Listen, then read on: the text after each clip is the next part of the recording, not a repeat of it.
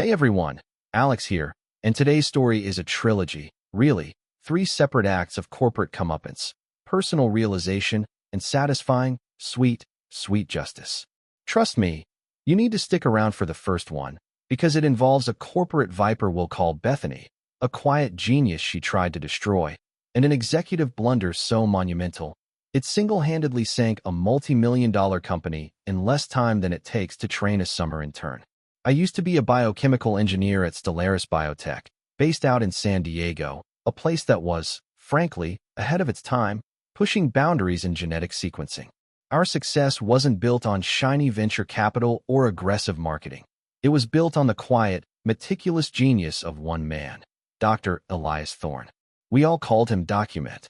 He was 72, still sharp as a tack, though confined to a motorized wheelchair after a major stroke 10 years before. Doc was a gentle soul, a little socially awkward, often lost in complex equations, but he commanded universal respect because he was, quite literally, irreplaceable. He had personally engineered, designed, and optimized nearly every piece of proprietary machinery in our labs. The custom reactors, the precision scanners, the things that made Stellaris. He was our foundation, our unfair advantage. Everything changed when our founder retired. In stepped Bethany Vance, a CEO hired to modernize and maximize. She was the walking, talking embodiment of the ruthless corporate hustle. All sharp angles, power suits, and zero human warmth. I've seen women take charge in male-dominated fields the right way, by earning respect. Bethany chose the wrong way, by demanding subservience and showing off her power by breaking things that weren't broken. For the first 2 months, she plunged the whole company into organizational chaos, wasting research, switching functional systems. Also, she could feel like she was leading. But her fatal flaw, her absolute, defining mistake, was viewing Doc as a piece of outdated equipment, an expensive liability to be discarded. None of us understood why she hated him so much. Maybe his quiet competence offended her noisy ambition, or maybe the wheelchair just symbolized inefficiency in her cold spreadsheet world. But one Tuesday afternoon, she decided to make an example of him. I was outside the sequencing lab when I heard it. Her voice, an ice pick in the silence, echoing from her massive corner office. "Dr. Thorne," she hissed, "I see you're just sitting there all day, staring at dusty papers. You are not contributing. Don't think for a minute that your age, or your reliance on that device, gives you a free pass here. That might have worked under Mr. Henderson, but things are different now, and I demand productivity." There was a pause. Doc, always soft-spoken, was likely trying to calmly explain the breakthrough he was developing on paper. That was his process, he conceptualized before digitizing. But Bethany cut him off, screaming again, louder, fueled by some internal rage. "I don't give two damns about your contract. I don't know how an obsolete, crippled man managed to stay in this industry for so long. But we use technology now. You look like you've never seen a computer screen in your life. I want you out of here by the end of the day. If you come back, I'll make sure security has you arrested." She had fired him. Publicly, viciously, violating every decent moral and legal rule, all to flex her muscle. The air in the office was thick with disgust. Any shred of respect anyone might have held for her evaporated the second Doc, silent and dignified, packed his meager belongings, and wheeled himself out. What Bethany, in her arrogance, failed to do was a basic CO task. Read the fine print on the contract of your most essential employee. I mean, the contract was thicker than a dictionary. She had just initiated the swift, spectacular downfall of Stellaris Biotech. See, Jim didn't just work on those machines, he owned them. When he created the specialized reactors and scanners, he filed the patents himself. The contract was ironclad. Stellaris had the exclusive, royalty-free right to use his patents only while he was actively employed. Crucially, the patents would only transfer to the company if he chose to retire. Since he was fired, and unjustly at that, the license was immediately revoked. The legal letter arrived a few days later, demanding we cease and desist the use of all patented technology, meaning 90% of our lab equipment. Project stalled. Research ceased. Production died. Every critical process we relied on suddenly had to be dismantled and removed because, legally, they belonged to Doc. Bethany went into a panic. She tried everything. From sending ridiculous gourmet gift baskets to offering Doc his old job back with a huge raise and an apology. He refused it all. Jim wasn't just angry. He was planning. He had two immediate, devastating countermoves.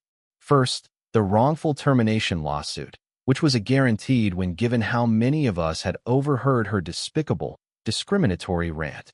Second, and far more damaging, he was immediately hired by Viridian Genomics, our primary competitor. They didn't just hire his brain, they hired his patents. Overnight, Viridian gained exclusive access to technology that had cost us millions and years of development. While Stellaris was scrambling, stuck in legal quicksand and forced to stop all core operations, Viridian began to thrive, quickly taking over our market share and completing the projects we had started. Bethany was being shredded by the board of directors. We were talking about financial losses in the tens of millions in a matter of weeks, all because she had to prove she hated old, disabled people more than she loved the company's bottom line. When we lost the wrongful termination suit, the writing was on the wall. Everyone without a contract fled, myself included, getting out before the bankruptcy filing. It took Bethany Vance less than 4 months to turn a burgeoning, top-tier biotech firm into a dumpster fire. She was forced to step down, her career utterly ruined. I got a low-stress lab job, but I often think about Document. He's doing amazing things at Viridian now. He taught me that sometimes, the most influential force in the universe isn't a power suit or a huge bank account, but one quiet man holding the keys to the kingdom. And honestly, the satisfaction of watching corporate hubris implode so spectacularly? Pure cinema. Now, speaking of cinematic failures, let's pivot to a different kind of life drama, one I dealt with closer to home, involving my wife, Meg, and my daughter, Jess. This one is less about corporate patents and more about the delicate, infuriating intricacies of blended family life and airport layovers. I'm a type A personality, especially when traveling. I need to be early, organized, and prepared. My wife, Meg, is the absolute opposite. Go with the flow, we'll get there when we get there. It was a difference we usually navigated fine, but air travel? It was a disaster waiting to happen, particularly since we were constantly flying from our home in the Pacific Northwest to the East Coast to see Jess, my daughter from a previous marriage. The first major blow-up was last year for Parents' Weekend. Our flight was at 10 a.m.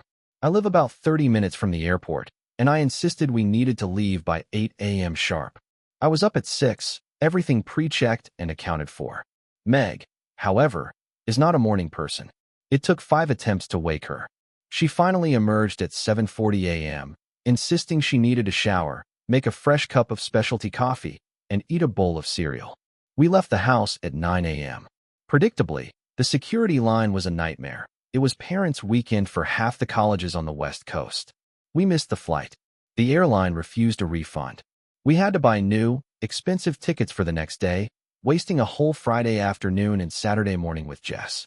She was, understandably, deeply disappointed. Fast forward to this year, helping Jess move into her new off-campus apartment. I swore I wouldn't let it happen again. I pushed Meg hard all morning.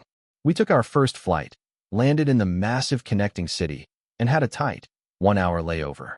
We got off the plane at 9:15 a.m., and the next flight started boarding at 9:40 a.m.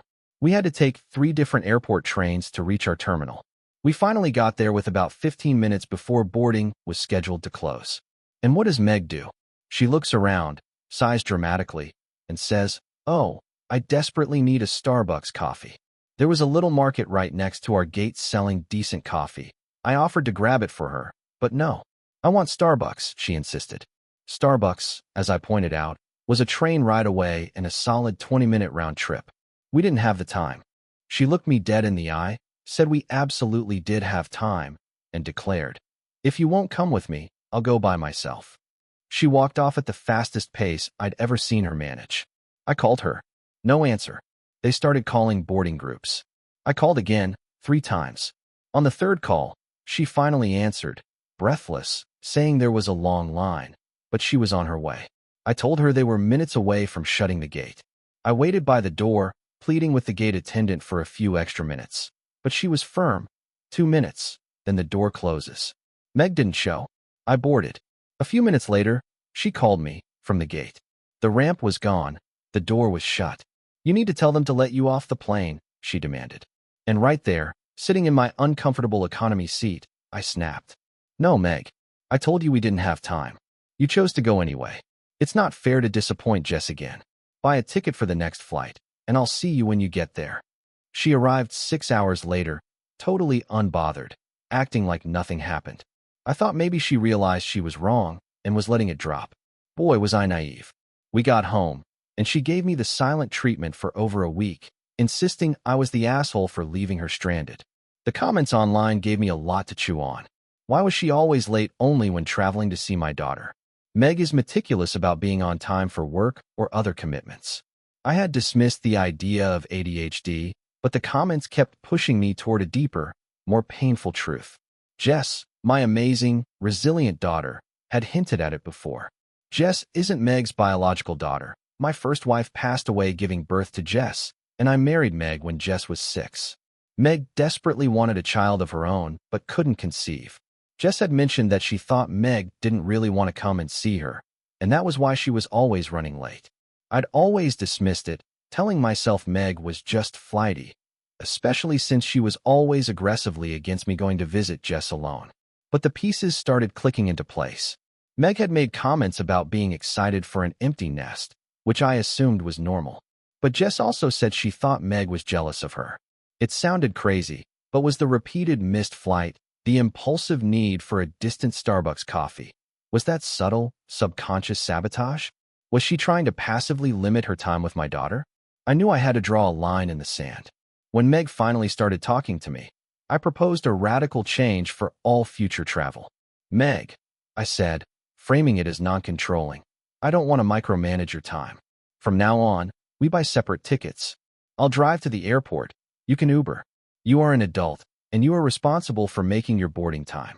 She was not happy, but she reluctantly agreed. She couldn't argue the logic or the cost of the last 2 missed flights. More importantly, after a long, painful talk with both of them, we found a compromise on the visits. Meg and I will still attend Parents' Weekend, maintaining a joint front. But from now on, I will attend Father's Weekend alone with Jess. Jess was thrilled, and surprisingly, Meg didn't fight it. It was the first honest step toward resolution, perhaps acknowledging that some relationships just need space, and that protecting my daughter's feelings was my priority. It changed the dynamic forever, and maybe, just maybe, it saved the marriage from the subtle resentment that had been poisoning it for years. Okay, 2 stories of high-stakes conflict down. Now for a little lighthearted, but equally satisfying, revenge story from my college days, something I call the layaway lesson. This was back in the early 2000s when I was working at a huge retail chain. I was keen to learn every department, and one manager asked if I wanted to learn the layaway section. I said sure, why not? Layaway was where customers paid installments for goods, and we stored them until they finished paying.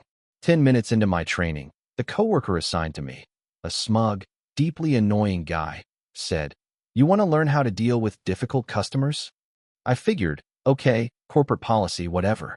He led me to the back storage room, climbed a 20-foot ladder with a customer's box in his hand, and when he got to the top shelf, he just dropped the box. Hard. That, he smirked, climbing back down, is what I call the special treatment. Teach him a lesson. I was appalled. Not just because it was malicious, but because it was stupid. The customer would just return the broken item. The company would eat the cost, and that expense would eventually trickle down to affect our raises. This guy was a total jerk. After a couple of weeks, I learned that the absolute most tedious, time-consuming item to package for layaway was candles. They were fragile, irregularly shaped, and took forever to wrap and box correctly. I decided my coworker needed a lesson far more than the customers did. I started putting items on layaway myself, specifically 1 candle at a time. It cost me pennies, but I did this religiously for about a month. Every time, he had to meticulously package 1 solitary, annoying candle. Finally, he confronted me. "Why are you putting these candles on layaway? Don't you know how annoying it is to box these up? How much of my time is wasted?" I just looked him square in the eye, gave him the coldest, most corporate smile I could muster, and reminded him of his very first lesson. "I thought you were a difficult employee," I said, "and you were wasting company time and money by giving customers this special treatment. So I thought I'd teach you a lesson about inefficiency." and then I just walked away. Later that day, I was called to cover layaway. Turns out, my colleague had gotten so ticked off by my tiny, meticulous revenge that he had stormed out and quit on the spot. It was small, it was petty, and it was glorious. Now, let's tie this whole theme of justice together with one final, major story, the one where I, as a 16-year-old kid, inadvertently brought down a 5-location restaurant chain. My first real job was at a local specialty cafeteria called The Bistro. It had 5 locations, and I worked at the busiest one. It was a standard summer job, serving, cashiering, minor prep. But 3 weeks in, no paycheck. I soon learned the owner, a woman we'll call Mrs. Volkov, was an absolute menace, gambling away all the revenue at the casino. Staff were owed thousands of dollars. Some veterans were owed over $5,000, and they were too scared to quit. Mrs. Volkov told me I could take my pay in cash from the register after closing, no tax, provided I documented it. It was illegal, but I needed the money. I did this for a week until the older staff found out and, understandably, felt it was unfair that the new kid was being paid while they waited months. I stopped taking the cash, assuming Mrs. Volkov would pay up eventually. Classic teenage naivety. The breaking point was a delivery night. A supplier showed up demanding immediate cash payment. Mrs. Volkov hadn't paid her bills. I couldn't get the cash, and the supplier drove off with all the products. That night, her husband called me, screaming, saying we needed those products for the next day. He dropped off the cash and then, to punish me, made me wait alone in the restaurant until midnight for the supplier to return, without paying me for the extra time. I was 16, crying, stressed, and it led me to pick up a truly terrible smoking habit that summer. I realized then and there I had to quit, but I also knew they owed me every penny. I worked until the end of summer, logging over $3,000 in unpaid wages and overtime. On the last day, I simply didn't show up. I immediately filed a wage claim with the Department of Labor. A friendly manager at a different location, aware of the scandal, hired me for weekend shifts, promising cash payment after every shift. Since Mrs. Volkov was often away gambling, he could pay us on time. Knowing the owners owed me and had screwed all my colleagues, I started bringing my friends in. When the manager left early, I would use my position to give out free food to my friends and family. The ultimate petty revenge. I didn't care, it wasn't my food cost, and they owed me $3,000. Meanwhile, the company was collapsing. Electricity was cut off. Suppliers refused to deliver without cash. Mrs. Volkov's marriage imploded due to her addiction. One location closed due to unpaid rent, leaving 4. The real hammer fell when the Department of Labor finally sent the official notice of my claim. Mrs. Volkov stormed back into the location I was working at and fired me on the spot, screaming, "How dare you work here after filing a claim against us?" She didn't even realize I'd been working at a different location under a different manager. I didn't need the job anymore. I went back to school, and the DOL got me over $5,000, the back pay, overtime, and administrative damages. They hit them hard for exploiting a minor. But the story didn't end there. I ran into an old cook from the first location. He knew I got paid, and he wanted to know how. I told him every single step, urging him to tell everyone else. 2 months later, the news broke. For more employees had filed claims, and Mrs. Volkov was forced to pay over $50,000 in back wages, interest, and huge fines. The government audited them. More employees came forward. Then, one of the remaining locations failed a health inspection due to severe sanitation violations. The whole house of cards collapsed. All 4 locations were shut down. It wasn't intentional, mastermind revenge, but my friends still joke to this day that my little $3,000 claim was the spark that ignited the whole funeral pyre. I just wanted my money, and by demanding it legally, I uncovered a cesspool of corporate abuse and fraud that ended up achieving total, comprehensive justice for everyone involved. So there you have it, 3 different battles, 3 powerful moments of realizing that when you stand up to incompetence, greed, or malice, the universe often balances the scales in the most satisfying ways possible. Now, I want to know what you think. Who had the most satisfying downfall? Bethany, the CEO, my passive-aggressive wife Meg, for her ruined trips, or Mrs. Volkov, the gambler? And in Doc's shoes, would you have gone to the competitor, or simply walked away with your lawsuit money? Let me know your thoughts on justice, fairness, and karma in the comments below. If you enjoyed this, please like the video and subscribe for more stories like these. I'll catch you on the next one.